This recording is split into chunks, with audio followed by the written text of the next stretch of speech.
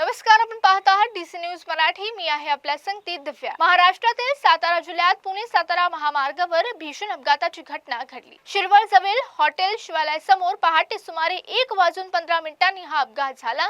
6 मित्र Tata Nexon car मधून महाबळेश्वरला जात होते।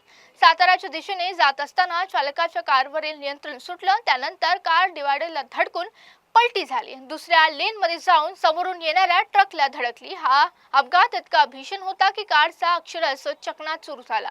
या दुर्घटनेत 4 तरुणांचा जागीच मृत्यू झाला असून 2 जण जखमी झाले आहे। मृतकांमध्ये वेदांत अर्जुन वारिंगे वय 19 वर्ष, सोलिंग धीरेंद्र ठाकूर वय 19 वर्ष, आदित्य बाळासाहेब गरुड वय 19 वर्ष आणि निखिल बाळू राऊत वय 20 वर्ष याचा समावेश होता।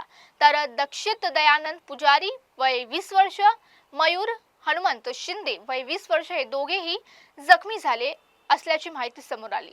अपघाताची माहिती मिळताच स्थानिक पोलीस आणि सरोळा येथील महामार्ग पोलीस मदत केंद्राचे कर्मचारी तातडीने घटनास्थळी दाखल झाले। पोलिसांनी जखमींना तत्काळ रुग्णालयात दाखल केलं असून त्यांवर उपचार सुरू केले। तसेच क्रेनच्या मदतीने अपघातग्रस्त कार आणि ट्रक रस्त्याच्या बाजूला हटवण्यात आलं। त्यामुळे महामार्गावरील वाहतूक सुरळीत चालावी असंही समोर आलं। सर्व तरुण मित्र असल्याची माहिती समोर आली। अपघात नेमका कोणत्या कारणामुळे झाला याची तपास शिरवळ पोलीस आणि महामार्ग पोलीस करत आहे। थांबूया तेच पाहत राहा डीसी न्यूज मराठी।